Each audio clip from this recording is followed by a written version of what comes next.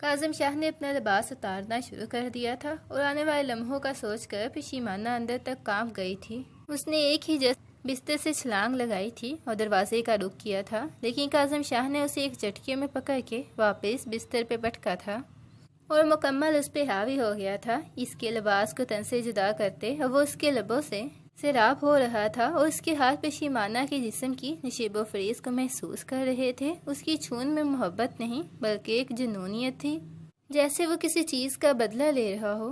मेरी बेटी बेकसूर है साईं, वो नहीं जानती आपकी बहन कहाँ छुपी है। गुलाम हुसैन हाथ जोड़ा सरदार काज़म खान ज़ादा के सामने झुका था, जबकि काज़म शाह के गुस्से भरी नजरें सामने खड़ी पशीमाना पर थी, जो आंखों में नफरत लिए काज़म खान ज़ादा को देख रही थी। तुम्हारी बेटी उम्र में बहुत छोटी है, गुलाम हुसैन हमारी दी हुई तकलीफ बर्दाश्त नहीं कर पाएगी।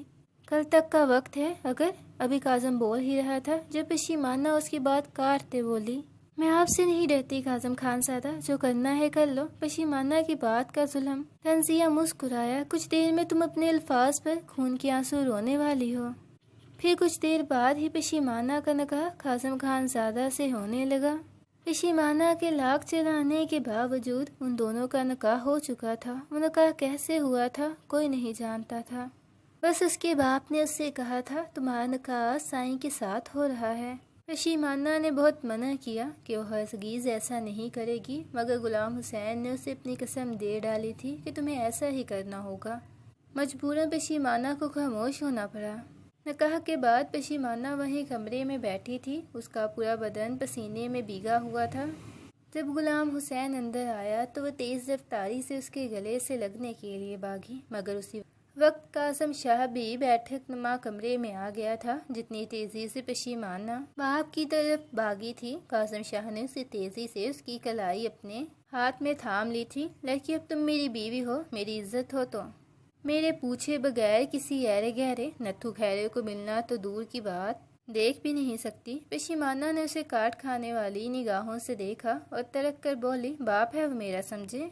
बाप, वो बाप जिसने अपने बेटे को बचाने की खातिर तुम्हारी कुर्बानी दे दी, काज़म शाह ने तंजिया अंदाज में मुस्कुराते हुए कहा। तो पशीमाना ने हैरत से गुलाम हुसैन को देखा। वो काज़म शाह की बात थोड़ी बहुत ही समझ पाई। इसे ऐसे देख रही थी जैसे मैंने ऐसे क्या देख रही हो? मैंने इसे सिर्फ इतना कहा था कि बेटा माशाल्लाह जवान हो गया है तुम्हारा। तो इसने हाथ जोड़कर गिड़गिड़ाते हुए, जानती हो क्या कहा? साईं, मेरे बेटे को कुछ ना कहिएगा, आप जो कहेंगे मैं वही करूँगा। मैं पशीमाना को मना लूँगा, वो आपसे निकाह करे, बस मेरे बेटे को बख्श दे। ये सब कहकर आया था तुम्हारा बाप मुझे।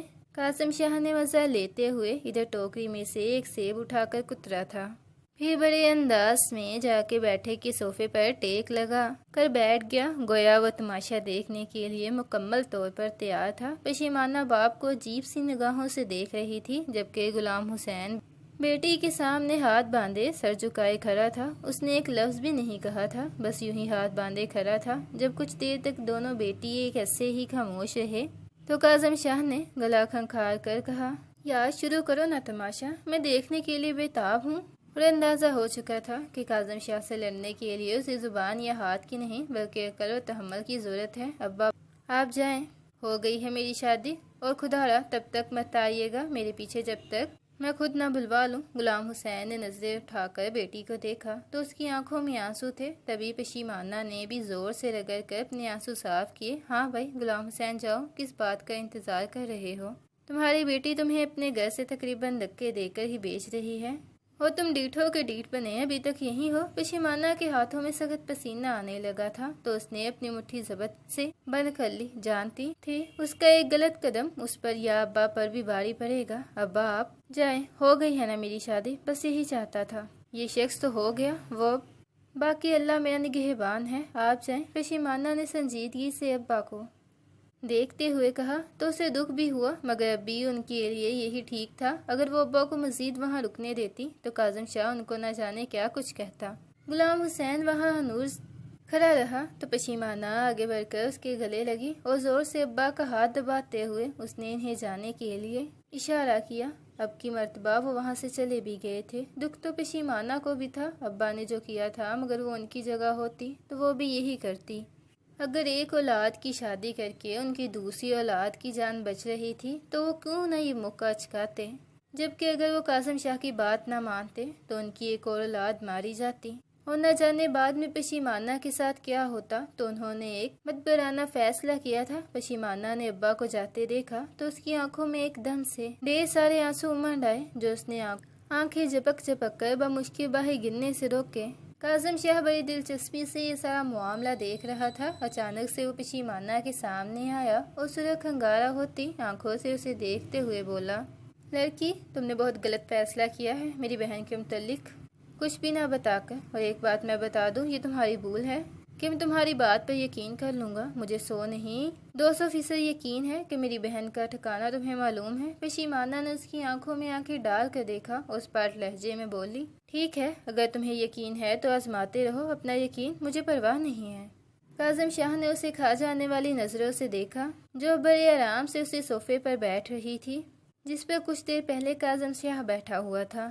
پشیمانہ کو دیکھ کر کاظم شاہ کے ایک لمحے کے لیے تو دانتوں تلے پسینہ آ گیا تھا، کیونکہ وہ لڑکی واقعی میں کوئی عام لڑکی نہیں لگ رہی تھی۔ بہت دیکھی ہیں تم جیسی چونٹیاں، اور کاظم شاہ ایسی چونٹیوں کو مسلنا خوب جانتا ہے۔ اس نے دانت کچکچا کر پشیمانہ سے کہا، مگر وہ خاموش رہی تو کاظم شاہ لمبے لمبے ڈاک بھرتا کمرے سے باہر چلا گیا۔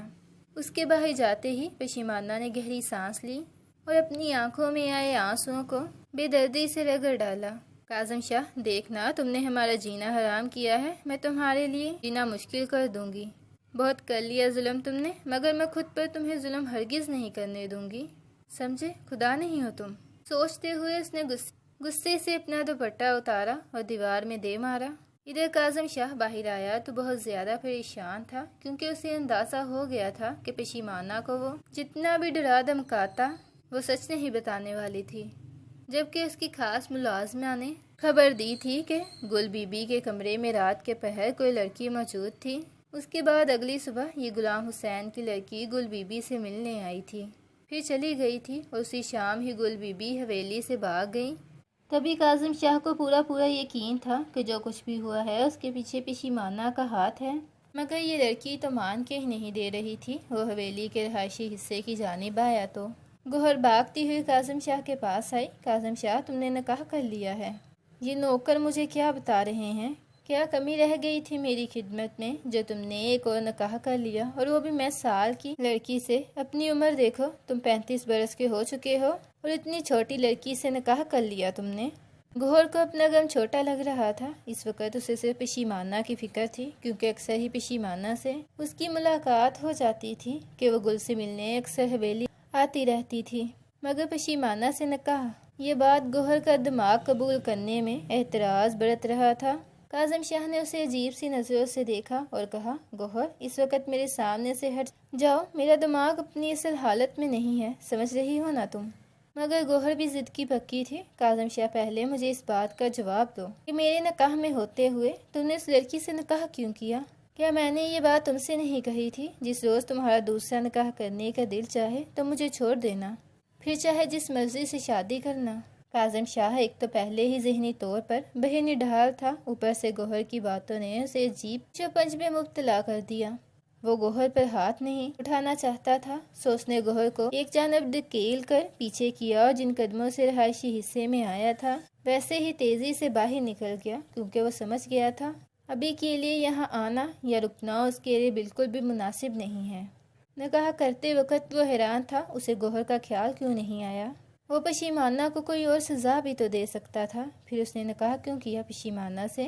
شاید وہ اس پر اپنی مردانگی ظاہر کرنا چاہتا تھا۔ یہ سوچ کر وہ قدرے پرسکون ہوا اور اپنی جیپ پر اکیلا ہی حویلی سے باہر نکل گیا۔ ابھی وہ سکون چاہتا تھا، لیکن تھوڑی ہی دیر میں اس کا سکون غارق ہو گیا جب اس کی جیپ کے عین سامنے وسیع خان زادہ کی گاڑی آن رکی۔ اور سناؤ کاظم خان شاہ، سنا ہے بڑے پریشان ہو آج کل؟ کاظم شاہ کا دل چاہا اسی وقت وسیع خان زادہ کا منہ توڑ دیں۔ تم سے مطلب؟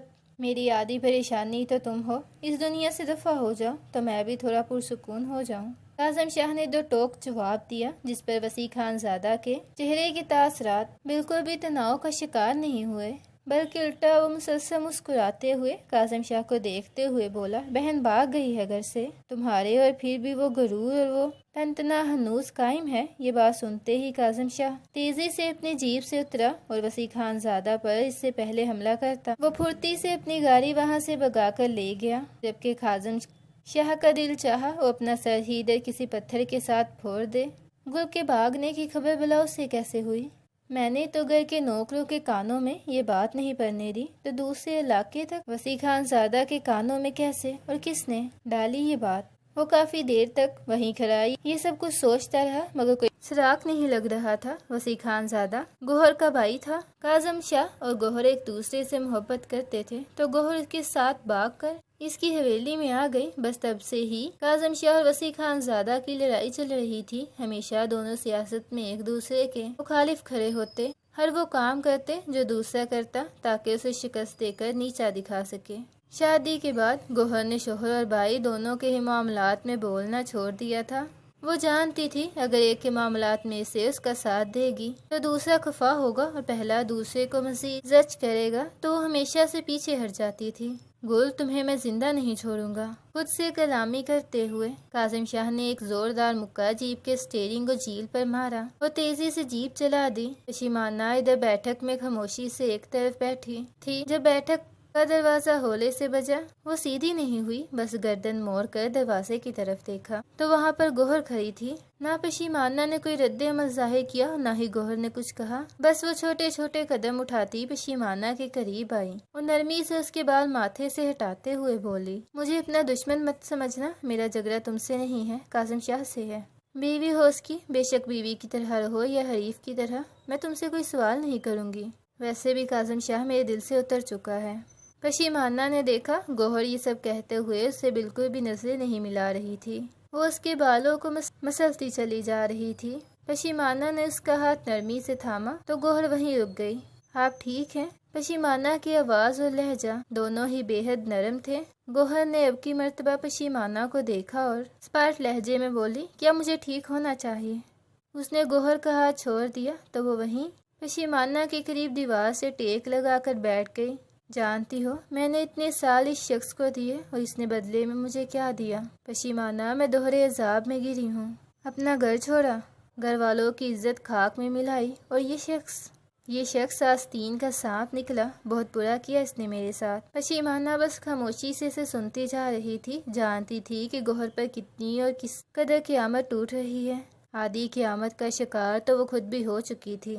उसका तो कोई लेना देना ही नहीं था। फिर ये थोड़ा अजाब जो उसके हिस्से में आया था, क्यों आया था? क्या चाहती हैं आप? पशीमाना ने संजीदगी से पूछा तो गौहर मुस्कुरा दी और बोली, लड़की मैं क्या चाह सकती हूँ? खैर खुदा तुम्हें ताकत दे कासिम शाह जैसे फिरौन की बीवी बनने की। इतना कहकर गौहर वहाँ मजीद नहीं रुकी, वो तेज कदमों से बाहर चली आई। कासिम शाह, तुम्हारी बर्बादी मैं अपने हाथों से लिखूंगी। गौहर के अंदाज से अंगारे बाहर को उभर रहे थे। पता नहीं रात के किस पहर कासिम शाह वापस लौटा तो पहले हवेली के रहायशी हिस्से की जानिब जाने लगा, मगर उसके खास मुलाजमा ने उसे ये खबर पहुंचा दी थी कि गौहर पशीमाना के कमरे में गई थी। काफी देर तक वो दोनों बातें करती रहीं, अलबत्ता कमरा बंद था। ये खबर कासिम शाह को बहुत से खदशों में मुब्तला कर चुकी थी। वो तेजी से गौहर के पास गया तो वो जाग रही थी। कासिम शाह को कमरे में आता देख उसने संजीदगी से कहा, ये जुल्म है कासिम शाह, पहली रात की दुल्हन इंतजार कर रही है तुम्हारा और तुम यहाँ खड़े हो। मैंने जानबूझकर मोहब्बत में डूबते हुए उससे शादी नहीं की, वो जानती है। गुल कहाँ पर है, मगर वो बेहद डीठ लड़की है। उसकी अकड़ तोड़ने के लिए ऐसा किया है मैंने। कासिम शाह ने जच होते हुए कहा तो गौहर तल्खी से बोली, अगर मैं कहूँ गुल कहाँ है, उसके मुतल्लिक मैं भी जानती हूँ, तो बताओ मेरे मुंह से उगलवाने के लिए क्या करोगे तुम? कासिम शाह एक लम्हे के लिए चौंका था, मगर उसने नजरअंदाज कर दिया, क्योंकि वो जानता था कि गौहर इसके मुतल्लिक कुछ भी नहीं जानती। वैसे ही कह रही है, मुझे सोना है। बालाखर कासिम शाह ने थकन से चूर लहजे में कहा तो गौहर ने उसके लिए बिस्तर पर जगह बना दी। वो चुपचाप करवट लेकर सो गया। तकरीबन आधी रात के वक्त उसकी आंख खुली तो गौहर अभी तक जाग रही थी। उसकी नजरें छत पर गड़ी हुई थी। वो समझ सकता था उसने शादी करके गौहर को बहुत बड़ा दचका दिया है। इससे संभलने के लिए उसे कुछ वक्त लगेगा। इतनी आसानी से वो ٹھیک نہیں ہوگی۔ کاظم شاہ نے گوہر کو مزید نہیں ہلایا اور چپ چاپ سو گیا۔ تقریباً فجر کے وقت اس کی آنکھ فون کی بیل سے کھلی۔ نمبر دیکھا تو اس کے خاص بندے کا تھا جس کے ذمہ اس نے گل کو ڈھونڈنے کا کام لگایا تھا۔ فون سنتے ہی وہ جلدی سے بولا، سائیں گل بی بی تو نہیں ملی، لیکن ایک خبر ضرور ملی ہے اور وہ خبر بالکل پکی ہے۔ کاظم شاہ جلدی سے اٹھ بیٹھا اور سرگوشی سے انداز میں بولا، جلدی کرو دل، اور کیا خبر ملی ہے؟ سائیں گل بی بی ادھر مین روڈ پر آئی تھی، اس کے ساتھ ایک اور لڑکی بھی تھی۔ شہر کی بس میں اس لڑکی نے گل بی بی کو بٹھایا اور اس کے بعد خود واپس پلٹ گئی۔ کاظم شاہ کی گرفت موبائل پر ایک دم سے بے حد سخت ہو گئی۔ کیا تمہیں اس لڑکی کا علم ہے یا حلیہ وغیرہ کچھ بھی؟ وہ جانتا تھا وہ لڑکی کوئی اور نہیں بلکہ پشیمانہ ہی ہوگی، لیکن پھر بھی ایک مرتبہ وہ اس بات کی یقین دہانی کرنا چاہتا تھا کہ کیا واقعی میں پشیمانہ ہی ہے یا اس معاملے میں اس کے علاوہ اور بھی کوئی ملوث ہے۔ سائیں یہ تو پتہ نہیں، بس جو بھی تھی کوئی لڑکی تھی۔ اس نے بڑی سی چادر میں خود کو ڈھانپا ہوا تھا۔ تمہیں یہ خبر کس نے دی ہے؟ کاظم شاہ نے کچھ سوچتے ہوئے پوچھا تو دل دو جلدی سے بولا، سائیں جہاں بس آ کر رکتی یہ شہر والے وہیں پر ایک ہوٹل موجود ہے، اس آدمی نے بتایا ہے۔ ہاں، ساتھ بھی یہ بھی کہہ رہا تھا کہ وہ دونوں لڑکیاں ہوٹل کے قریب ہی کھڑی تھی۔ وہ چادر والی لڑکی گل بی بی سے کہہ رہی تھی، شہر جا کر وہاں سے بس لینا، یہاں سے بس لوگی تو کسی کو بھی شک ہو سکتا ہے۔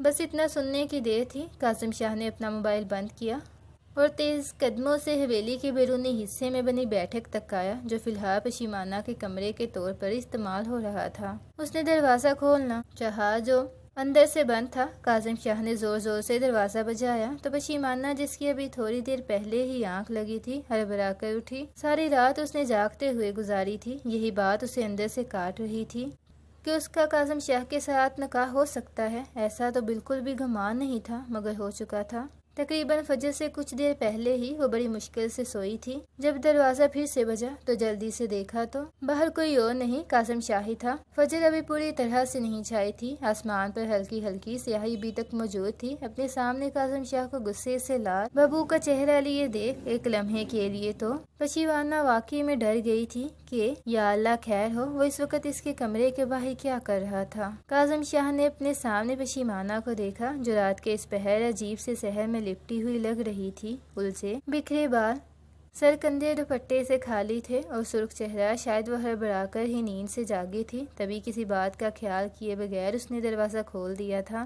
کہاں چھوڑا تھا تم نے گل کو؟ وہیں دہلیز پر کھڑے کھڑے کاظم شاہ نے سنجیدگی سے پوچھا تو پشیمانہ کے 14 طبق روشن ہو گئے۔ اب اس کے چہرے پر ایک دم سے تناؤ کی کیفیت آن چکی تھی۔ کاظم شاہ، میں ایک مرتبہ بتا چکی ہوں، گل جہاں بھی ہے اسے میں نے وہاں نہیں پہنچایا۔ ضروری نہیں ہے کہ میں ہی تمہارے ہر مسئلے کے پیچھے ہوں۔ ہاں مانتی ہوں گلو میری بہت اچھی دوستی تھی، مگر اسے گھر سے بھگانے میں میرا بالکل بھی ہاتھ نہیں ہے، اور یہ بات تم جتنی جلدی سمجھ جاؤ اتنا ہی خود کو سکون میں رکھ سکو گے۔ یہ کہتے ہی پشیمانہ اس کے منہ پر دروازہ بند کرنا چاہا تو کاظم شاہ کو لگا شاید اس لڑکی نے اس کی انا پہ وار کیا ہے۔ دونوں ہاتھوں سے دروازہ کھولتے وہ ایک دم سے اندر آیا اور اپنے پیچھے دروازہ سختی سے بند کر دیا، حتیٰ کہ اس دروازے کے بند کرنے کا شور اتنی خاموشی میں گوہر کے کمرے تک بھی پہنچا تھا، جس پر گوہر نے بے بسی سے اپنی آنکھیں بند کی۔ وہ جانتی تھی کاظم شاہ بے شک خود کو رد کہلاتا ہے، مگر برداشت یا مردانگی کے نام پر وہ ایک دبا ہے۔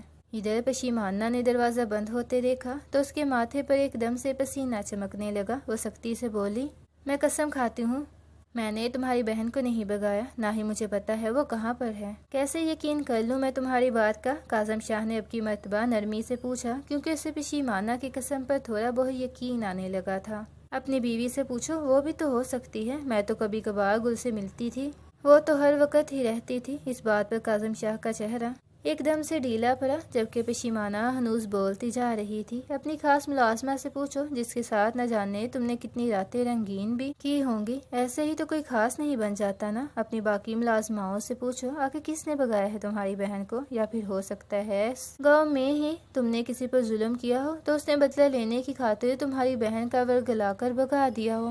آخر میں ہی کیوں؟ کاظم شاہ کو اس کی بات میں دم نظر آیا، مگر وہ یہ بات اپنی خاص ملازمہ سے سن چکا تھا کہ جس رات گل بی بی بھاگی تھی، رات کے اس کے کمرے میں کوئی لڑکی آئی تھی۔ اس نے ایک جھٹکے سے آگے بڑھ کر پشیمانہ کی کلائی تھامی اور اسے اپنی جانب کھینچا۔ وہ تقریباً چیخی تھی۔ اس کی یہ چیخ بھی گوہر کے کانوں تک پہنچی تھی جو اس بیٹھک کے باہر ہی کھڑی تھی۔ جلدی سے وہ کھڑکی کی جانب بڑھی جو آج کھلی تھی، وہاں سے اسے کاظم شاہ کی پیٹھ اور پشیمانہ کا چہرہ صاف دکھائی دے رہا تھا۔ جب کاظم شاہ نے آگے بڑھ کر پشیمانہ کی کلائی تھامی تب پشیمانہ کی نگاہ گوہر کی نگاہ سے دو چار ہوئی تھی۔ دونوں کے چہرے پر بے بسی تھی۔ پشیمانہ نے کچھ بولنا چاہا تو گوہر نے ہولے سے اپنا سر نفی میں ہلایا۔ پشیمانہ کی آنکھوں میں بے اختیار آنسو آئے۔ کاظم شاہ اسے کھڑکی کی طرف دیکھتے پایا تو فوراً سے پلٹ کر دیکھا، مگر تب تک گوہر وہاں سے پیچھے ہٹ چکی تھی۔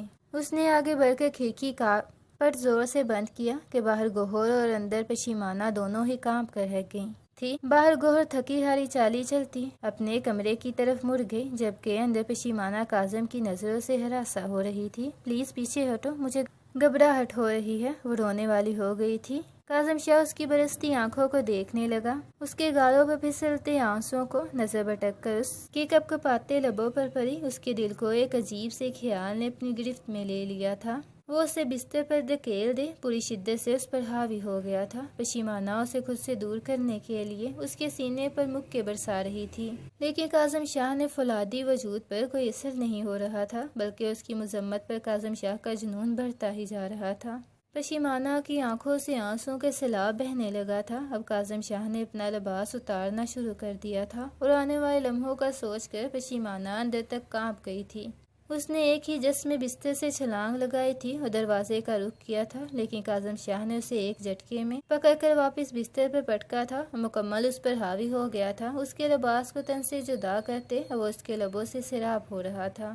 اس کے ہاتھ پشیمانہ کے جسم کی نشیب و فریز کو محسوس کر رہے تھے۔ اس کے چھون میں محبت نہیں بلکہ ایک جنونیت تھی، جیسے وہ کسی چیز کا بدلہ لے رہا ہو، اور یہی کاظم شاہ کی فطرت تھی۔ نہ جانے کتنے ہی گھنٹوں تک وہ پشیمانہ کے جسم کو نچوڑتا رہا اور وہ اپنی بے وقتی پر خون کے آنسو رو رہی تھی۔ جسم کا ایسا کون سا حصہ تھا جس پر کاظم شاہ نے اپنی چھاپ نہیں چھوڑی تھی؟ اس کا نازک وجود اب تھکن سے چور ہو چکا تھا اور اب پشیمانہ کی ساری مزاحمت دم توڑ چکی تھی۔ ہر گزرتے لمحے کے ساتھ پشیمانہ کی کاظم شاہ کے ساتھ نفرت میں اضافہ ہی ہوتا جا رہا تھا۔ ابھی وقت تمہارا ہے کاظم شاہ، انتظار کرنا میرے وقت کا، پشیمانہ نے بھی لہجے میں سرگوشی کے انداز میں کہا، مگر کاظم شاہ نے اس کی بات پر کوئی دھیان نہیں دیا۔ جس وقت وہ اس منہ زور لڑکی کو توڑ رہا تھا، وہیں وہ پہلے سے بھی زیادہ مضبوط ہوتی جا رہی تھی۔ اگلی صبح حویلی پر بڑی غمگین نکلی تھی۔ نہ جانے کیوں پوری حویلی خاموش تھی، کہیں ذرا سا بھی شور نہیں سنائی دے رہا تھا۔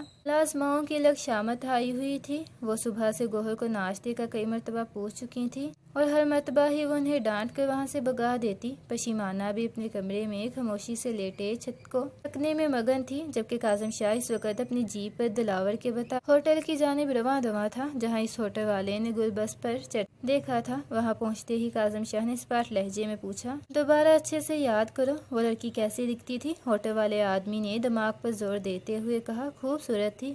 وہ لڑکی گندمی سی رنگت کی تھی، لیکن اس نے بڑی سی چادر سے آدھا منہ ڈھانپا ہوا تھا۔ اگر وہ ویسے ہی منہ ڈھانپے دوبارہ میرے سامنے آئے تو میں یقیناً اسے پہچان لوں گا۔ یہ سنتے ہی کاظم شاہ نے دلاور کو بھیجا کہ ابھی اسی وقت پشیمانہ کو یہاں لے کر آؤ۔ دلاور نے حیرانی سے پوچھا، سائیں کون پشیمانہ؟ تب اسے احساس ہوا کہ ابھی زیادہ لوگوں کو اس کے نکاح کا علم نہیں ہوا، تو اس نے دلاور کو سمجھا کر حویلی بھیجا۔ وہاں جاتے ہی دلاور کا فون آیا کہ بی بی آنے سے منع کر رہی ہیں۔ وہ کہہ رہی ہیں جب تک مجھے کاظم شاہ لینے خود نہیں آئے گا تب تک میں یہاں سے ہلوں گی بھی نہیں۔ کاظم شاہ نے غصے سے اپنا پیر زمین پر پٹکا۔ جتنا وہ اس لڑکی کو زیر کرتا وہ اتنا ہی اوپر سے آتی تھی۔ ابھی تھوڑی دیر پہلے والا واقعہ شاید وہ بھول گئی تھی جو پھر اتنا پروفر سے کاظم شاہ پر دوبارہ حکم چلا رہی تھی۔ وہ واپس حویلی آیا تو تب تک دوپہر ہو چکی تھی اور پشیمانہ بڑے سکون سے کمرے میں بیٹھی چاولوں سے بڑی پلیٹ کے ساتھ رائتا کھانے میں مگن تھی۔ پاس ہی اس کی ایک نوکرانی کھڑی تھی۔ کاظم شاہ نے اس نوکرانی کو وہاں سے بھیجا اور تلخی سے پشیمانہ کو دیکھتے ہوئے پوچھا، کیا ابھی تک تمہاری اکڑ ٹوٹی نہیں جو مجھے بلوا کر پھر سے میرے غصے کو ہوا دے رہی ہو؟ آ جاؤ چاول کھا لو، بہت اچھے چاول بناتی ہے نوکرانی تمہاری، پشیمانہ نے بڑے پرسکون انداز میں کہا۔ تو کاظم شاہ کے تن بدن میں آگ لگ گئی، مگر وہ مشکل خود پر ضبط کرتے ہوئے دوبارہ بولا، پشیمانہ کیا تمہاری اکڑ توڑنے میں کوئی کمی رہ گئی تھی؟ مجھ سے جو ابھی تک اتنی ڈٹائی کا مظاہرہ کر رہی ہو، دلاور کے ساتھ کیوں نہیں آئی جب میں نے بلوایا تھا؟ پشیمانہ نے چاولوں کا نوالا لیتے ہوئے بڑی فرصت کاظم شاہ کو دیکھا اور سنجیدگی سے بولی، اکڑ توڑنے سے کیا مراد ہے تمہاری کاظم شاہ، یہ تو تم نے مجھے عزت بخشی ہے، جانتے نہیں ہو کیا؟ یہ تو بیوی کے لیے مان اور فخر کی بات ہوتی ہے کہ اس کا شوہر اس کے قریب آئے، اس سے اپنی ضرورت کو پورا کرے۔ ہاں تب عزت خراب ہوتی جب میں تمہارے نکاح میں نہ ہوتی، مگر میرے لیے تو یہ احساس ہے جب ایک نہ ایک دن یہ ہونا ہی تھا۔ تو پہلے کیا اور بعد میں کیا؟ کیا چاہتی ہو تم؟ کاظم شاہ نے ضبط کرتے ہوئے پوچھا۔ یہی چاہتی ہوں، جس طرح سے اپنا حق لیا ہے تم نے، ویسے ہی مجھے بھی میرا حق دو۔ عزت سے بیوی کی طرح ہر جگہ خود لے کر جاؤ، یہ نہیں کہ دو دو ٹکے کے لوگوں کو بھیجو اور ان کے ساتھ مجھے بلواؤ۔ جہاں لے کر جاؤ گے تم لے کر جاؤ گے۔ کاظم شاہ خاموشی سے باہر نکلا اور کہا، چلو چادر لو میرے ساتھ۔ پشیمانہ تلخی سے مسکراتے ہوئے اٹھ کر اس کے پیچھے چلی ہوئی۔ کچھ ہی دیر میں دونوں اس ہوٹل پر موجود تھے جہاں کاظم شاہ نے اسے پہلے بلوایا تھا۔ پشیمانہ کو دیکھتے ہی ہوٹل والا عجیب سی کشمکش کا شکار ہو گیا۔ کیا بات ہے، اب پہچان نہیں رہے؟ پہلے تو بڑی بات کر رہے تھے، جیسے ہی سامنے آئے گی فوراً سے پہلے پہچان لوگے اس کو، کاظم شاہ نے چپاتے ہوئے کہا۔ تو وہ آدمی گھبرا گیا، پھر جلدی سے بولا، بیوی کو کہیں چادر آدھی چہرے پر لیں۔ کاظم شاہ نے پشیمانہ کو دیکھا، گویا ایسا ہی کرنے کا کہہ رہا ہو۔ پشیمانہ نے چادر سے آدھا چہرہ ڈھانپا تو آدمی نے اسے بتایا کہ اس طریق سے چادر کو چہرے پر رکھو۔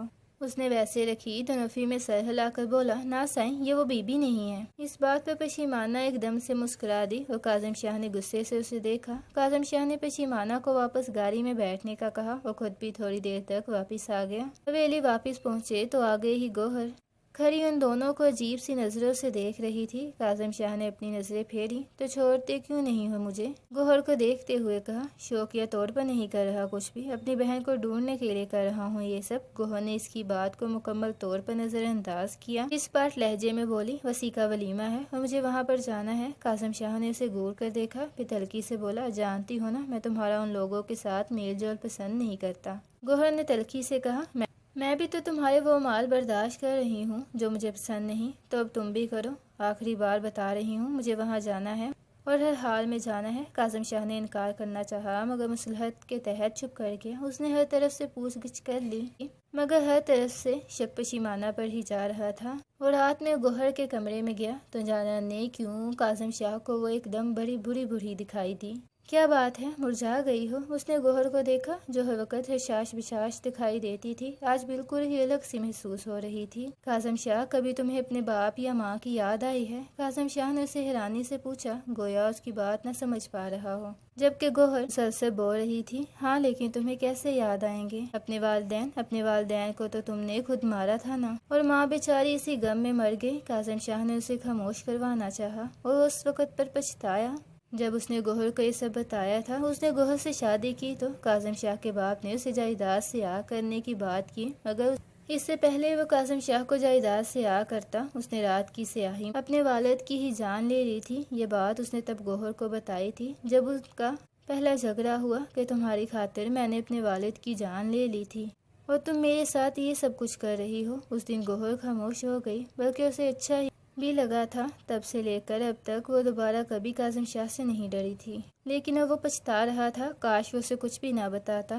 تو آج وہ اسے یہ تانا تو نہ دیتا، مگر وہ خاموش رہا اور گوہر پھر سے بولنا شروع ہو گئی، جانتے ہو میرے ابا کی وفات پر تم نے مجھے نہیں جانے دیا تھا۔ کاظم نے اس بات میں سر ہلایا، وفات نہیں قتل ہوا تھا کاظم شاہ میرے ابا کا، موت تو برحق ہے، لیکن جب یہ پتا چلا کہ ابا کا قتل ہوا ہے میری راتوں کی نیند حرام ہو گئی تھی۔ کاظم شاہ نے چونک کر گوہر کو دیکھا جو خلا میں گھورتی ہوئی نہ جانے کیا کچھ بول رہی تھی۔ کاظم شاہ یہ بات جانتا تھا کہ اس کے باپ کا قتل ہوا ہے، مگر اس نے گوہر کو یہ بات نہیں بتائی تھی، پھر اسے یہ سب کچھ کیسے پتا چلا؟ مگر کاظم خاموش رہا کیونکہ وہ سمجھنا چاہتا تھا گوہر آخر یہ سب باتیں اس سے کر کیوں رہی ہے، مگر وہ اس کی طرف دیکھتے ہوئے سوالیہ انداز میں بولی، کاظم شاہ کیا تم میرے باپ کے قاتل کو ڈھونڈ سکتے ہو؟ کاظم نے اس بات میں سر ہلایا اور کہا، ہاں دیکھیں گے، ابھی سو جاؤ، تم بے حد پریشان لگ رہی ہو۔ وہ سمجھ سکتا تھا کہ پشیمانہ کی وجہ سے وہ شدید دباؤ ہے، تبھی عجیب و غریب باتیں کر رہی ہے۔ کاظم شاہ نے اسے ڈپریشن دور کرنے والی دوائی دی جسے کھا کر وہ کچھ ہی دیر میں سو گئی، مگر کاظم شاہ کی نیندیں اب حرام ہو چکی تھیں۔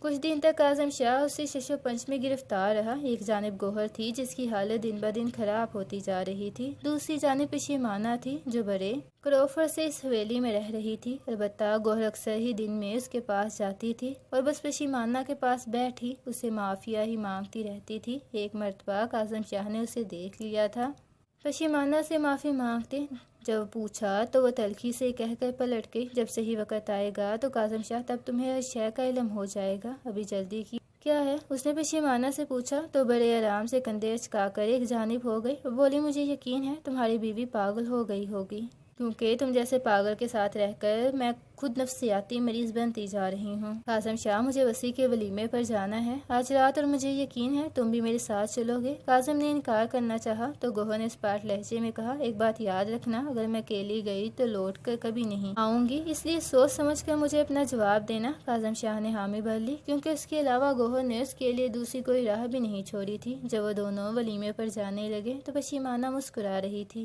نہ جانے کیوں، یا شاید کاظم شاہ کو ایسے ہی وہم ہوا تھا۔ اچھے سے تیار ہونا کیونکہ آج سب نے تمہیں دیکھنا ہے۔ کاظم شاہ یہ کہتے ہوئے گوہر نے اسے مسکرا کر دیکھا تو وہ اچنبے کا شکار ہوتے ہوئے بولا ایسا کیوں؟ کیونکہ پہلی مرتبہ سسرال جا رہے ہو نا تم اپنے، تو مجھے یقین ہے سب تمہیں دیکھ رہے ہوں گے۔ جانتے ہو وسیع نے خاص طور پر تمہارا کہا تھا کہ وہ ہر طرح کی دشمنی کو ختم کرتے ہوئے دوستی میں بدلنا چاہتا ہے۔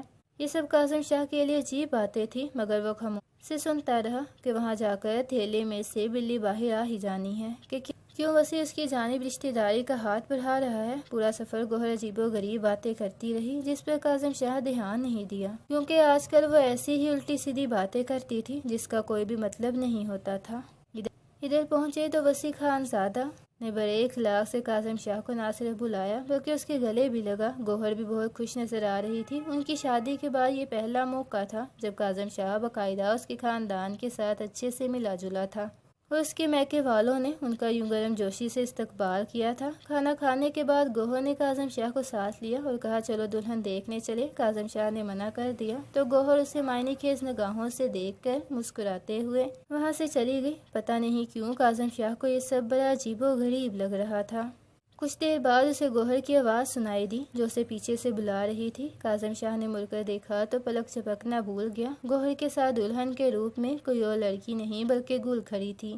وہ تیزی سے گل کی جانب لپکا، مگر راستے میں ہی وسیع خان زادہ نے اسے تھام لیا۔ اسے میاں سنبھل کر بیوی ہے، وہ اب میری ولیمہ کھانے آئے ہو وہ کھا کر جائیں، اور میری بیوی سے میری اجازت کے بغیر بات بھی نہیں کر سکتے، سمجھے نا؟ اس نے گوہر کو دیکھا جو مسکراتے ہوئے گل کے بال ٹھیک کر رہی تھی۔ گل بھی بڑی پرسکون نظر آ رہی تھی۔ یہ کیا کیا ہے تم نے گوہر؟ یہ سب تم بھی ملی ہوئی تھی ان سب میں؟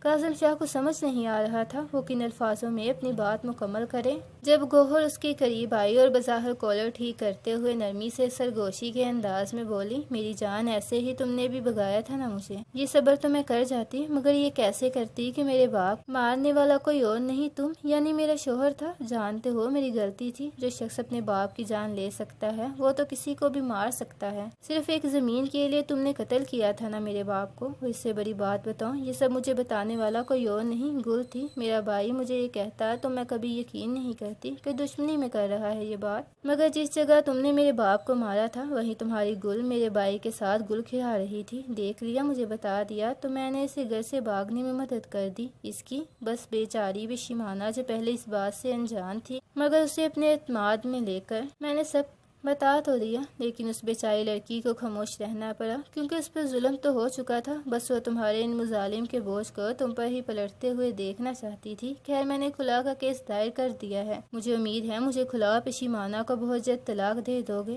اور اس نیک کام میں دیر نہیں کرو گے۔ اتنا کہہ کر گوہر نرمی سے اس کے گلے لگی اور مڑ گئی، جبکہ پیچھے کاظم شاہ کے پیروں تلے سے واقعی زمین نکل چکی تھی۔